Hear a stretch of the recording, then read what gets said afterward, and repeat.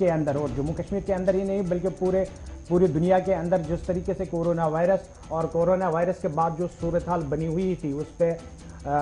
रोक लगाने के लिए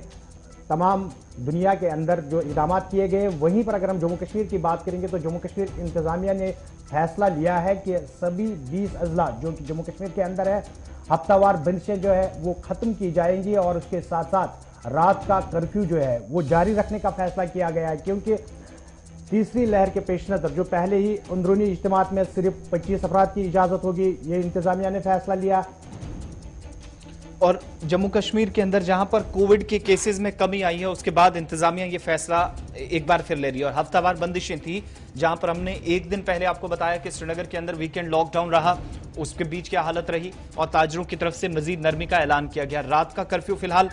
जारी रखने का फैसला लिया गया है, लेकिन इसके साथ साथ अंदरूनी जो इज्तिमात होंगे यहां पर भी जो डिवकॉम कश्मीर की तरफ से पहले हुक्मनामा एक जारी किया गया था उसके मुताबिक ही और नई गाइडलाइंस पर अमल दरामद को यकीनी बनाने के साथ साथ 25 अफराद को ही इन इज्तिमात में शिरकत की इजाजत होगी। श्रीनगर चलते हैं, हमारे नुमाइंदे इरफान फाजिल हमारे साथ हैं। इरफान, मजीद क्या कुछ हुक्मनामे में कहा गया है और हफ्तावार लॉकडाउन खत्म करने से अब क्या कुछ खुलेगा? क्या कोई बंद रहने के लिए भी या कुछ बंद रखने का भी हुक्मनामा या कुछ हिदायत दी गई है?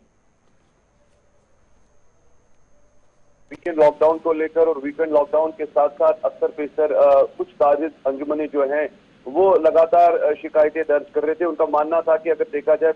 तकरीबन 19 अजलाओं को लेकर बात करें जिसमें वीकेंड लॉकडाउन को हटाया गया है, वाहिद एक श्रीनगर डिस्ट्रिक्ट है जिसमें वीकेंड लॉकडाउन और वीकेंड लॉकडाउन के साथ साथ उनका ये मानना जरूर था, जिसमें एक एसोसिएशन है कियारे यानी कश्मीर रिटेलर्स एसोसिएशन, जिन्होंने अपनी नाराजगी का जताई और उन्होंने कहा कि अक्सर पेशर हम देखते हैं सैटरडे और संडे के दिन जो कारोबार होता है हम नहीं कर पाते हैं, जिसकी वजह से हमारे बिजनेस में काफी ज्यादा लॉस होता है। जबकि मजबूत मामला हो या इसके साथ साथ अगर देखा जाए अमवादे हैं उसका रेशियो भी अब श्रीनगर में कम हो गया है। जबकि हम देख रहे थे पहले हजारों की तादाद में केसेस आ रही थी, अब हम नंबर जो है 100 से कम भी देखने को मिल रहा है। इस बीच अगर बात करें जो स्टेट एग्जीक्यूटिव कमेटी के जो चेयरपर्सन है अरुण कुमार मेहता जी जो कि चीफ सेक्रेटरी भी हैं, तो उनकी सदारत में एक मीटिंग हुई जिसमें डिविजनल कमिश्नर्स के साथ साथ एसपी या दीगर हेल्थ महकमे के जो सरबराह है वो इस मीटिंग में शामिल हुए, जिन्होंने पर्टिकुलरली कश्मीर शहर श्रीनगर की सिचुएशन को जज किया है और उसके बाद ये बताया है कि अब सिग्निफिकेंटली हम देख रहे हैं एक अच्छी खासी इंप्रूवमेंट है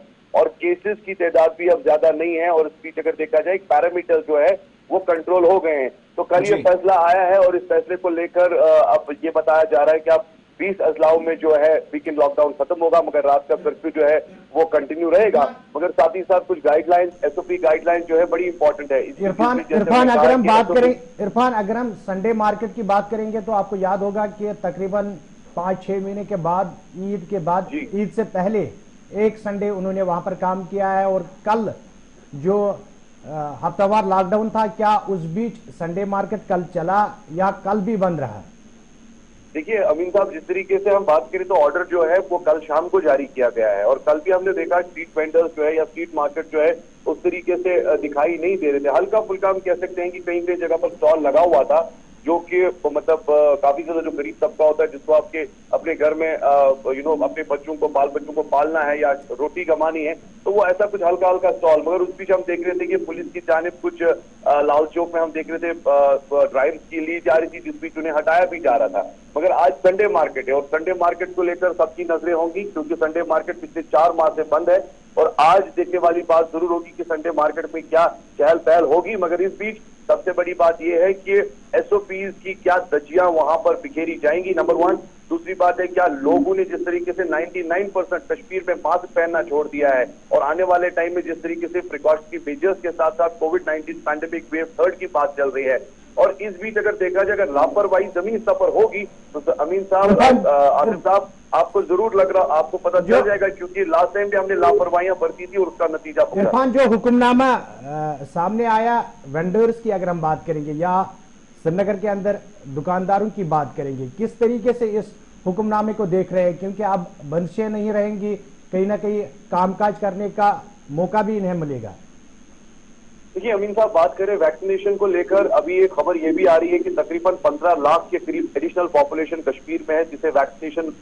कंप्लीट किया जाएगा, जो कि तकरीबन कुछ ही वीक्स में कंप्लीट करना है। ये एलजी साहब ने परसों मीटिंग में भी इस बात पर डिस्कस किया है क्योंकि क्योंकि वैक्सीनेशन एक इंपॉर्टेंट प्रियोरिटी है। दूसरी बात अगर देखा जाए, जो वैक्सीनेशन के साथ साथ एसओपी गाइडलाइंस को लेकर जो भी चीजें जारी की गई थी, चाहे वो कस्टमर या दुकानदार के बीच है, वो भी हम नहीं देख पा रहे हैं। क्योंकि पहले हमने देखा कि सब लोग हाँ कर रहे थे और सब लोग ये कह रहे थे कि खुलना चाहिए तो इस पर मुकम्मल तौर पर अमल होगी। मगर जब बाजार खुलते हैं, और विजुअल्स के जरिए नाज़रीन भी देख रहे होंगे, चाहे ईद से पहले की बात करूं, ईद के बाद जब बाजार खुलते हैं तो लोग भूल जाते हैं, दुकानदार भी ये चीज भूल जाता है कि वैक्सीनेशन के साथ साथ मुझे एसओपीज को फॉलो करना है, और कस्टमर को भी ये बोलना है कि दुकान में आने के लिए आपको एक एक करके ही आना है। मगर एक अच्छा खासा हजूम है और एक अच्छा खासा रश दिखाई देता है, जिसकी वजह से कल केसेस भी बढ़ सकते हैं, और खुदा ना खासा अगर वही नौबत सामने नजर आती है तो फिर सेकंड वेव जिस तरीके से हमने देखी और थर्ड वेव को लेकर जो माहिरीन बता रहे हैं, अल्लाह बचाए अगर हमने लापरवाही जमीन पर की तो इसका नतीजा हम बिल्कुल बिल्कुल।